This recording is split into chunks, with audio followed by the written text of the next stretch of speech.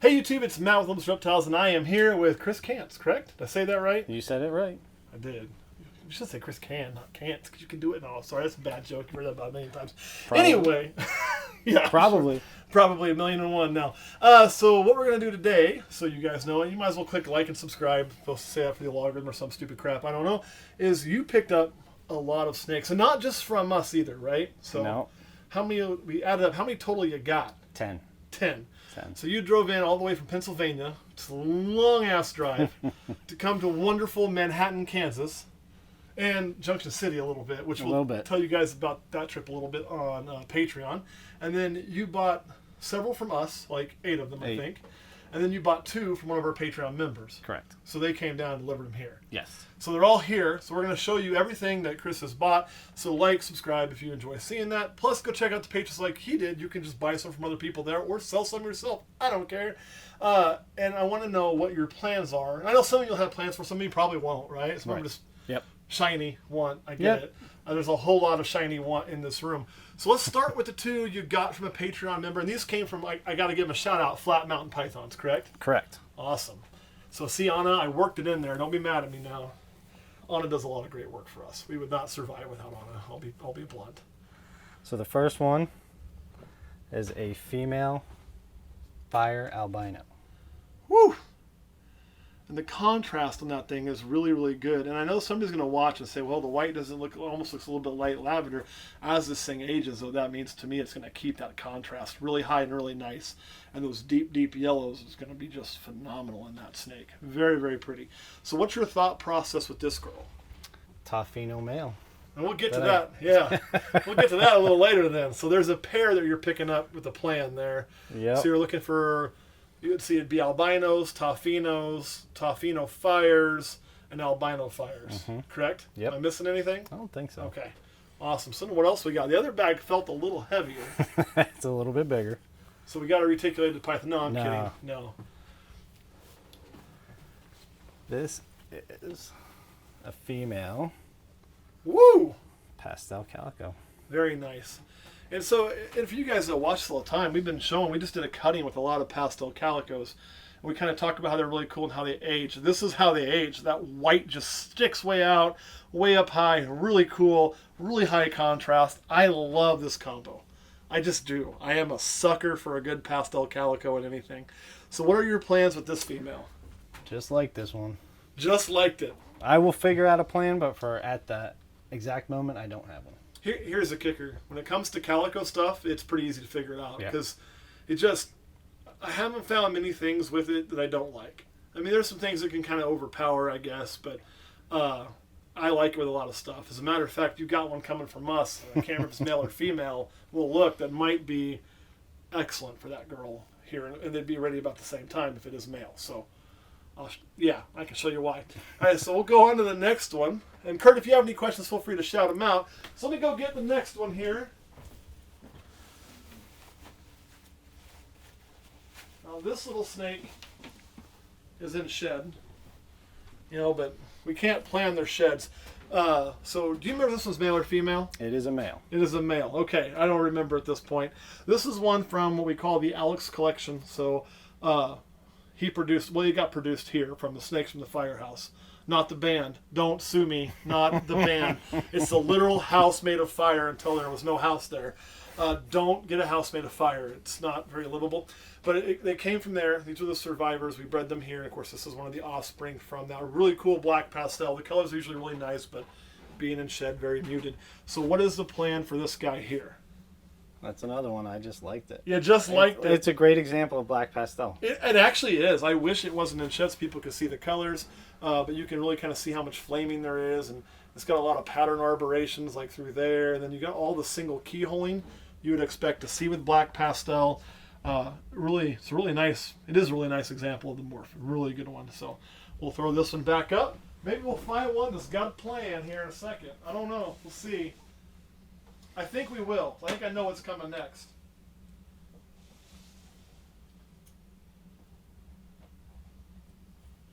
To continue showing off snakes that are currently in shed, this one is also in shed. Now this one is a pinstripe scaleless head female. So what are we doing here? This one is, I'm going to try the Scaleless project. Awesome. I'm gonna try to work it. I also have a Pastel Scaleless head male that I got from you that is going to go with this girl. So we're going to see that here in a few minutes. Yeah. So we're looking towards Lemon Blast Scaleless. Yep. Right? And here's the thing, too, and it's something I've heard a lot of people mention. You mentioned we were kind of going through stuff in the room earlier this weekend, how much pattern difference there really is with just a Scaleless head, too. It does play with the pattern quite a bit. So the Scaleless head alone makes a difference in how the scales feel, the pattern of the snake, see how broken that pinstripe is. I know, you're in shed, I don't want to put something warm over you, especially like right through here. It's all kind of busted up and out. There's no other genes here other than those two. So it does have an effect. Now, to me up here, I don't see it much up here. But in the back half of that snake, I really start to see it more.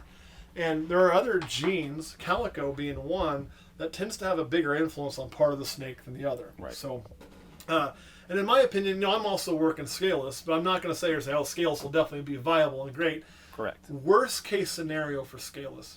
Worst case scenario is it ends up being like desert, where you can produce really, really kick-ass animals that look really, really, really good, but you won't be able to reproduce a super form. Correct. Or breed the female super form. Yep. But the males then would be good for making Scaleless. And the nice thing that's different than desert, though, is desert, if memory serves, as a recessive. Yes. So all you can make are deserts, and half those babies you can't do anything with. Yep. Where with Scaleless, even the true Scaleless, you can still use the males because it does change the pattern. So I think there's more value in this project, no matter what, right, than the complete disaster that was desert. Yep. Now, if what I think is the case, because I can't think of any viable reason why Scaleless couldn't produce. Some of the rumors out there, the bellies are going to burst open, is just complete garbage to me. Makes no sense because it's not the scales that hold their guts in, okay? I promise. I think it's probably more of just getting them to size, getting them to feeding while they're on size, getting them to breed when they're not, because they're going to be in shed a lot more. Yep. I think that's more of the hold up, and then people kind of giving up on it a little bit, and so I think there's still a good chance there. A lot more care involved. There is going to be a lot more Scaleless, care yeah. involved, but they're awesome.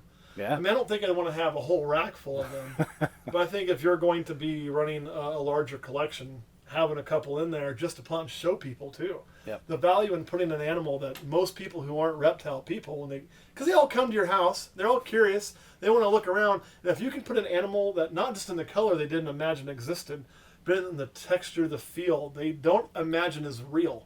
They think it's not. They don't think it exists, and you can put that in their hand. You spark that curiosity to a super high level. So I'm really excited for it. And you want to bite the crap out of me, so let's not do that. We'll put you back since you're in shed, and we'll move on to the next one. Maybe it's not in shed. Let's hope.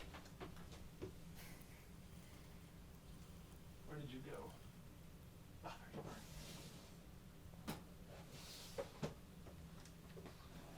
you are. Now this is a cool one.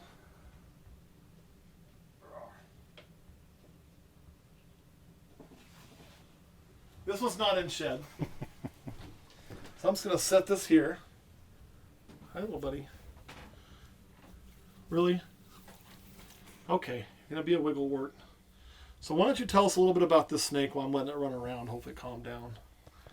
Man, you were crazy. Do you remember what this one is? This is it's a Krypton Het Desert Ghost. Well, Het 66% chance. Okay, calm down. So this one is it's from the Krypton clutch. So it's a lesser Het Desert Ghost. 66% chance of being Het, either clown or cryptic. Okay. Because it was produced. Oh, that's right. Yeah, it gets funky right there. Yep. So it's produced by our visual desert ghost that's been proven to be Het. Also 50% chance of being Het caramel.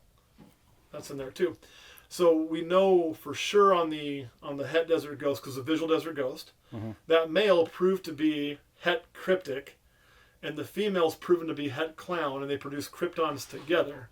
So we know it's not a Krypton, so that takes out one of the chances, leaving three different possibilities, which would be Het clown, Het cryptic, or nothing. So you get the 66% chance it's Het for either or, 50% chance I think Het for one or the other. I could be wrong on that. You calm down now. We got a little bit running out of this, maybe. But really cool lesser. And then, of course, the Het Desert Ghost. all floating through there. So, and I'm trying to remember, was this male or female? Female, I believe. Female. Let me double check. Can I write it down on there? Probably not. Yeah, I did. It's female. Yeah. Woohoo! So, your plans for this, I think I know them too. I think this is a planned snake. This is a planned snake, yeah. This is a part of a Desert Ghost project. And on a side note, not just Desert Ghost, but you're also going to have a good chance at hitting those clowns or cryptics with this snake, right? That's for sure. Or even Kryptons. Yep, that was just a bonus. Krypton was the bonus. That's pretty awesome. And we'll kind of show you why that is. Come here, little buddy. Or little girl, I should say. Get on in there.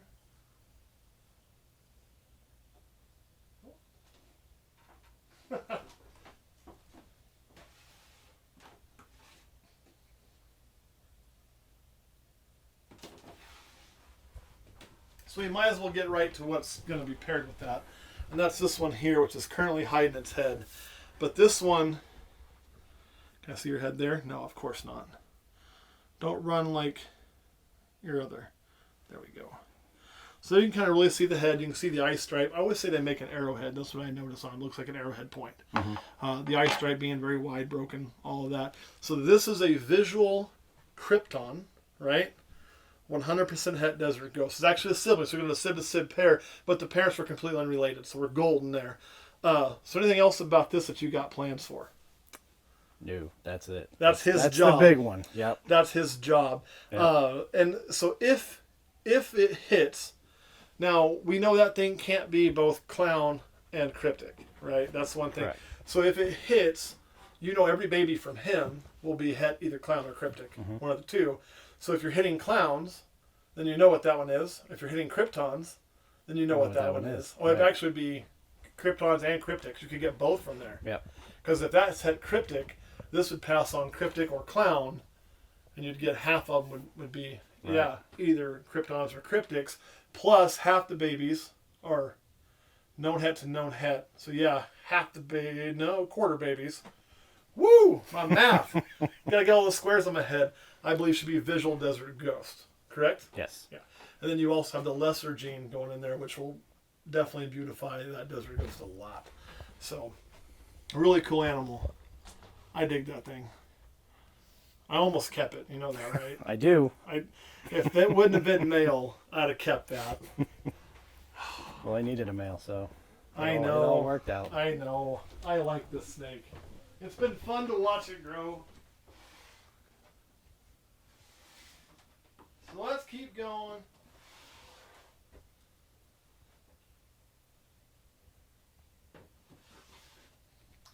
Now, this is also a girl. This is the one I was thinking would go good with the pastel calico. But it's a girl, so that's not going to work. It won't produce eggs. Correct. Girl on girl action. I don't think so. I mean, girl on girl action is one thing, but girl on girl action in the snake world is not helpful for us. So we got to avoid that. So what we have here is pastel leopard blitz. Female. This is a badass snake. I like this one. I kept one myself. So what's your plans with this girl? I have a blackhead pin male that I want to put towards this and see what goes on. See what happens with the blitz. New to blitz. This is my first one, so I wanted to check that out and see what happens. With the blackhead, I have no idea what's going to happen. I'll be honest. I'm trying to think, what do we pick for our blackhead this year? Oh, mahogany. Super mahogany. So I won't know this year either. The pin, the pattern's going to be more like jaggedy and busted, but it's the pin's pretty overpowering with it. Now with the leopard in there too. That's why I want to see what happens. And plus the lemon blast that you're going to have in there as well going on. But I think too, if you go with the blackhead and you get like a blackhead leopard blitz, it's got to be phenomenal because blitz is just such a strange morph. I just dig this thing. Let me spin this around so we can kind of show some of the pattern stuff to Kurt here. And you can really see how blown out those single keyholes are, which, those keyholes getting big is a leopard thing, right? They get really big. And then on top of it, where you don't necessarily have all that going on, you can see it wanting to twist. Like this is leopard showing up and the twist coming on. You can see it trying to twist there, but it's blown out. If the leopard wasn't causing that, you'd have the full twist. Here you've got the twist anyway, the twist there. So the blitz is really coming through very, very strong. Pastel's obvious in the color. And then a lot of people are questioning, are you sure leopard's there? Are you sure this is there? If you look at the tail, it's got that yellow tint versus that. And that tail being yellow there at the base is leopard. And you were just hissing on my hand. Stop that. So really, really cool animal. You're not a gaboon viper. Knock it off. I think the blackhead, the pinstripe and blitz, I don't put those two together because I think they overpowered so much. But the blackhead with that is exciting to me. I know people who do love their pinstripe blitz, so it's not a bad thing. It's just not my thing. I know you want to light me up, so we're not going to do that. There you go. Oh, I know. Now you can hiss at me all you want. You done yet? Man, you're cranky.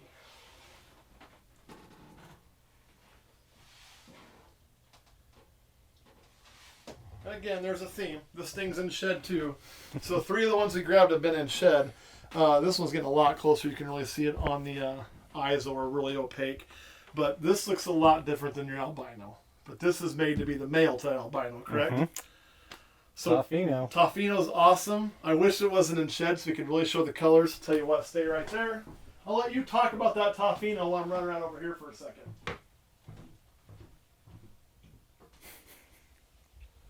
So Toffino's recessive? Toffino is recessive. Yep. But it's an allelic recessive with... Toffee and albino. Yeah, toffee and albino. Or candy. A lot of people think candy and toffee is the same thing, just different lines. I don't know enough on that one. But there's what one will look like not in shed.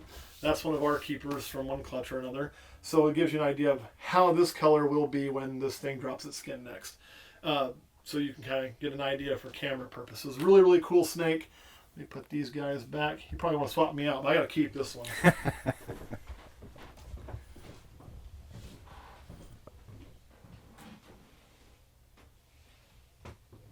And I'm a big fan of the Toffino stuff. Like, we had a big debate on here one time between Toffee and, oh God, what was the other one, Kurt? Help me out. You're hissing at me too. You really like it. What was it? It wasn't caramel.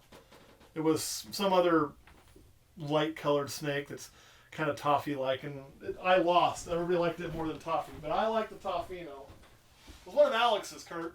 Yeah, I don't remember. You don't remember what it was? But it couldn't have been that great. Now I'm going to show you Kurt's favorite snake in the world. So Kurt will probably help you pick a plan for this. Kurt, what should he do with this besides kill that damn fly? Die. What should he do with this, Kurt? Put inchy to it. Put inchy to it. Damn flies. I hate those things. Die. I need new fly strips. Can't get them on Amazon right now. They said they're out. So what are your plans for this champagne female? Inchy. Inchy. Yep. So Kurt is right. Kurt puts inchy to everything. That's always his answer. But inchy champagne does look really nice. Let's get your head in a little bit. It's also going into shed. You picked the time to come and they all are shed now. Okay. But this thing's got good weight. That's the thing. This is one of the ones you bought quite a while ago, right? Because we've been figuring out to get together and get all these snakes to you for a bit. So we kept feeding it. And this is 370 grams for you. Nice. So we didn't skip well meals started. on it. Yeah, well started. Which is good. That's why, you want them that way.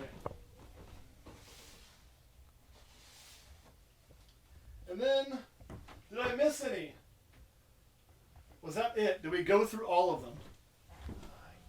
No. I think we did. I think we did. If I missed any, I'll figure it out when we go to Patreon. So the main thing I'm getting is we got plans for some Toffinos. So you're looking at some and the cool thing with this is you're picking up 10 snakes. That's like a collection started for some people. Now I know your collection's already got a lot more size than that. But if you were wanting to plan something to start with, you could plan it on 10 snakes. Sure. That would be absolutely a good beginning, I think. Now I don't think that's my business plan. There would be 10 snakes and only 10 snakes, but it's a damn good start. Absolutely. And on those 10 snakes, you're looking at a few things that you're just going to kind of figure as you go. But then you've also got a double or an allelic recessive project with the Toffinos. So you'll get albino and Toffino with the fire mixed in there. You've got some desert ghost stuff, along with some possible cryptic or clown stuff. So right there, in those that's 4 snakes out of 10, you've got Toffee, albino, cryptic possibly, clown possibly, definitely desert ghost. You got 5 recessives and 4 snakes. And then, not to mention the kicker genes in there of lesser and fire as well. So you got a lot going on in those, which is that's really good planning. I mean, that's because those recessives are so much more insulated from price swings than pastels and spiders and complete dominance. And then you've got the pastel leopard blitz, which you already have another snake for, that you have a plan for, which you're going to be working 3 incomplete dominance there with 2 more incomplete dominance. Well, the pinstripe's debatable on, but you're going to have a lot of genes coming in there, but it should be things that are pretty identifiable. Yep. The pinstripe may be mucking it up a little bit. You have to work on that one. I don't know if I could identify all those too easy because I'm not that good with identifying pin combos. But with like the leopard, it's going to be easy to see. The blitz is going to be pretty easy to figure out. Pastel is definitely going to show. So it's going to be really easy to see what you got and make some really cool combos. And not to mention, you're using 2 snakes that right now in the incomplete dominant world are pretty sought after in the blitz and the blackhead. Yep. So really good plan right there. And then what was some of the other ones, Kurt? Do you remember? There was a black pastel. There was a black pastel, but that was just a fun one, right? That's just a fun one. So and you gotta have some fun ones. It's a great example of the gene, and I don't have a single. Oh, I forgot the Scaleless. So you're also got a pair that's taking a flyer on like if this project works. So let's say Scaleless proves to be viable. You're gonna, Scaleless saw this rush and the dump, right? And if that proves to be viable, what's going to happen again? It's going to rush again. It's going to rush again, and you'll be ahead of it. If it proves to not be viable, a la desert, then it's going to kind of stay where it's at. But with where you're getting into that, I don't think you're going to get hurt. Nope, I won't get hurt on that. And Scaleless head actually kind of messes with the pattern a little bit, so it can make some interesting stuff. When people first start talking about, Scaleless head by itself makes changes, my brain was kind of like, I think people are looking for stuff just to hedge their bets. But the more I got to looking at it, the more I started seeing it. And like that pinstripe, it's very clear in pinstripe. Yep. You can put it to a straight pinstripe and you can see it all day long. Absolutely. So it's definitely a really cool thing on that. So again, another, I would say, you got a home run or a double single right there, right? I mean, if you're putting a baseball adage on it, that thing could be out of the park or it could just be pretty standard. Depends on how it goes. But not a lot of risk. You took very little risk for a lot of reward on that because you didn't get into the project at its top level. Right. So that's not like we did. We got into it not at its top level, but probably that medium tier. However, we were able to also sell enough Scaleless heads that even we can't get hurt. I mean, we've made our money back in our original investment more than once, so it's been fine for us too, no matter what happens. Although I want some Scaleless babies. That's just for me. That's another fun one. I think. It is, and for me, in the chase for the true black and white high contrast. Yeah. Down the road, you imagine something like a pastel fire xanthic Scaleless. That'll be it right there. And the scary part is, am I washed out the black too much? I don't have to worry about keeping the white. Usually with that, you're trying to keep the white. Here I'm worried that I take out too much black, to have my contrast. It'll be a great problem to have. If I'm trying to add dark into my xanthic to not wash out too much, that'll be awesome. So, Kurt, anything you want to add? No. Chris, anything you want to add? I'm good. All right, guys, we're going to slide to Patreon and continue there. We'll catch you all next time.